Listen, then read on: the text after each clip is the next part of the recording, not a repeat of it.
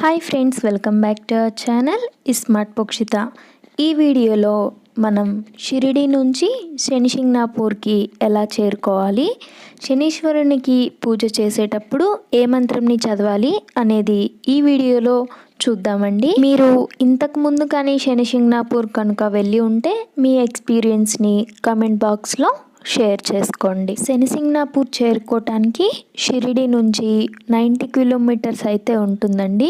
షిరిడి నుంచి ఏదైనా వెహికల్ మాట్లాడుకొని శనిసింగ్నాపూర్కి వెళ్ళాలి. షిరిడి యాత్రలో భాగంగా షిరిడి వెళ్ళిన భక్తులందరూ కూడా శనిసింగ్నాపూర్ వెళ్తూ ఉంటారు. మహారాష్ట్రలోని ప్రసిద్ధి దేవాలయాల్లో ఈ శనిసింగ్నాపూర్ కూడా ఒక పుణ్యక్షేత్రం. మహారాష్ట్రలోని అహ్మద్నగర్ జిల్లా సింగ్నాపూర్ గ్రామంలో ఉన్న శనిసింగ్నాపూర్ ఆలయం ఒక ప్రసిద్ధిగాంచిన పుణ్యక్షేత్రం. ఈ ఆలయం శనిదేవునికి అంకితమైనది మరియు ఈ గ్రామ భక్తులందరికీ ఎంతో పవిత్రంగా భావించబడుతుందండి. శనిదేవుని ప్రాముఖ్యత వచ్చేసరికి శనిదేవుడు సూర్యదేవుడికి కుమారుడు మరియు కాలాన్ని మరియు న్యాయాన్ని పరిపాలించే దేవతగా పూజించబడతాడు. శనిదేవుని కటాక్షం మరియు శాంతి కొరకు భక్తులు ఇక్కడికి రాగానే పూజలు నిర్వహిస్తారు. శనిసింగ్నాపూర్ ఆలయంలో శనిదేవుని విగ్రహం మట్టి లేకుండా నేరుగా కృష్ణశిలపై నిలిచి ఉంటుంది. సింగ్నాపూర్ గ్రామంలో ఒక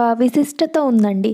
ఆ విశిష్టత ఏంటంటే ఇంటికి తలుపులు లేని గ్రామం సింగ్నాపూర్ గ్రామంలో ఇళ్లకు తలుపులు ఉండవండి.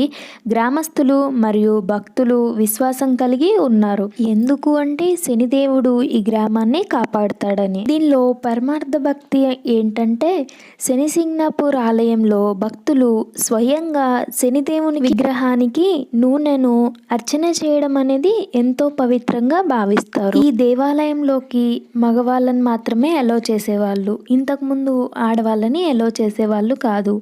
ఇప్పుడు మొత్తం రీమోడల్ చేసి కన్స్ట్రక్షన్ చేసిన తర్వాత ఆడవాళ్ళని కూడా అలో చేస్తున్నారు. ఈ ఆలయంలో పూజలు ఆడవాళ్ళు చేయకూడదని చెబుతూ ఉంటారు. ఇక ఈ ఆలయ స్థల పురాణంకి వస్తే ఇక్కడ శనీశ్వరునికి ప్రత్యేకంగా ఆలయం అంటూ ఏమీ లేదు. ఇక్కడ స్వామివారు స్వయంభు అని చెప్తూ ఉంటారు. ఒక నల్లటి రాయి మాత్రమే ఉంటుంది. పూర్వం మేకల్ని మేపుకునే వాళ్ళు శనీశ్వరుని రాయి అనుకొని పొదునైన జువ్వతో రాయిని తాకగా ఆ రాయి నుండి రక్తం రావడం చూసి భయపడిపోయారట. ఈ అద్భుతం చూడడానికి చుట్టుప్రక్కల వాళ్ళందరూ కూడా వచ్చారట. ఆ రోజు రాత్రి మేకల కాపరి కలలో శనీశ్వరుడు కనిపించి నేను శనీశ్వరుడును అని చెప్పుకుంటూ అద్వైతంగా కనిపిస్తున్న ఆ నల్లరాయి తన రూపమే అని చెప్పారట. కాపరి శనీశ్వరునితో దేవాలయం నిర్మించమంటారా అని అడగగా నాకు ఆకాశమే పైకప్పు అయి నాకు నీడగా ఉంది. తాను బాహాత్ముగా ఉండడమే ఇష్టపడతాను అని చెప్పారట. నాకు ప్రతిరోజు పూజలు చేస్తూ శనివారాలలో మాత్రం తప్పకుండా తైలాభిషేకం చేయమని ఆయన గొర్రెల కాపరితో చెప్పారట. అంతేకాక మొత్తం పల్లకి బందిపోట్ల లేదా కన్నం వేసేవాళ్ళు లేదా దొంగల భయం ఉండదు అని మాట ఇచ్చారట. ఇక్కడ సంవత్సరం పండుగలు వచ్చేసరికి శని అమావాస్య మరియు శనివారం రోజులు ఇక్కడ ఎంతో ముఖ్యమైనవి. ఈ రోజుల్లో భక్తులు పెద్ద సంఖ్యలో వచ్చి పూజలు బాగా నిర్వహిస్తారు. ఈ ఆలయం లోపల దేవాలయాలు కూడా ఉన్నాయి. శనిసింగ్నాపూర్ ఆలయంలో శనిదేవుడి ఆలయం మాత్రమే కాకుండా మరికొన్ని పుణ్యక్షేత్రాలు కూడా ఉన్నాయి. ఇక్కడ హనుమాన్ దేవాలయం కూడా ఉంది. ఈ ఆలయం శక్తి మరియు భక్తి యొక్క చిహ్నంగా పరిగణించబడింది. హనుమాన్ దేవుని విగ్రహం భక్తులందరికీ ఉత్సాహం మరియు శాంతిని ప్రసాదిస్తుంది.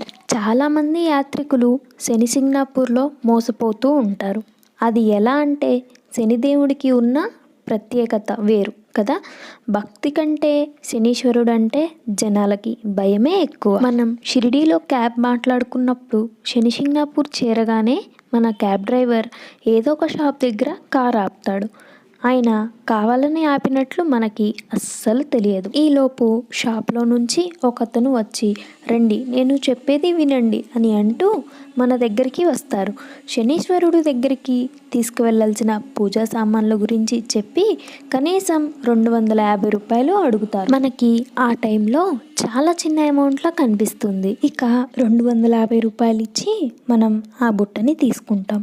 ఆ పూజ సామాగ్రి బుట్టలో ఏమేమి ఉంటాయంటే ఒక పూలమాల, ఒక కొబ్బరికాయ, 2 నల్లని వస్త్రాలు, ఒక చిన్న ఇనుపతో తయారు చేసిన చిన్న ఇనుప ముక్క ఒకటి, 2 అగరబత్తులు, కొద్దిగా ఉప్పు, మంచి నూనెతో పాటు జిల్లేడు ఆకులతో చేసిన దండ, ఒక కాశీతాడు ఉంటాయి. మనం ముందుగా చెప్పుకున్నట్టుగా శనీశ్వరుడికి గుడి అంటూ ఏమీ ఉండదు.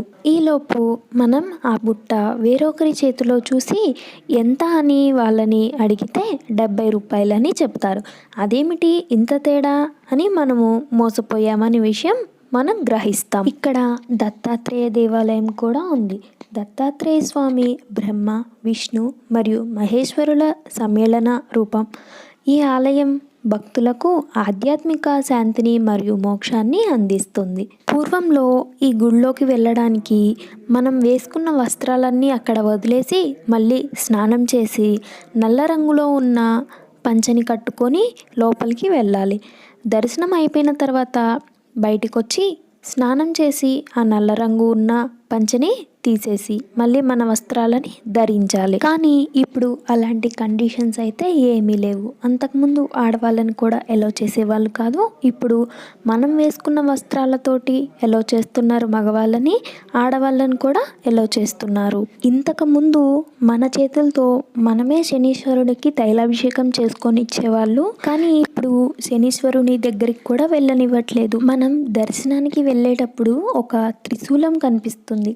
ఆ త్రిశూలంకి నల్లని వస్త్రాలు అలాగే జిల్లేడాకులు కూడా దానికి వెయ్యాలి. ఇక అలాగా నేరుగా వెళ్ళిన తర్వాత నూనెని మాత్రం ఒక పైప్ కనెక్షన్ తోటి శనీశ్వరి తలపై అలాగా పెట్టారు. మనం పోసేటువంటి నూనెని డైరెక్ట్గా శనీశ్వరుడి తల మీద అభిషేకం చేస్తూ ఉంటుంది. మనం తైలం వేసేటప్పుడు శనీశ్వరుడి దగ్గర ఓం శనీశ్వరాయ నమః అని అనుకుంటూ తైలాభిషేకం చేసుకుంటే మనకి చాలా మంచిది. మేము వెళ్ళినప్పుడు జనాలు అంత క్రౌడ్ లేదు కాబట్టి మాకైతే 1/2 అవర్లో అయిపోయింది దర్శనం అదంతా. ఇంకా చూసుకొని మళ్ళీ షిరిడీకి రిటర్న్ అయ్యాము. శనిసింగ్నాపూర్ నుంచి షిరిడీకి 2 గంటల సేపు జర్నీ ఉంటుంది. ఇక్కడ వచ్చే యాత్రికులకు సూచనలు ఏంటంటే సందర్శన సమయం ఉదయం మరియు సాయంత్రం పూజల సమయాల్లో సందర్శించడం మంచిది.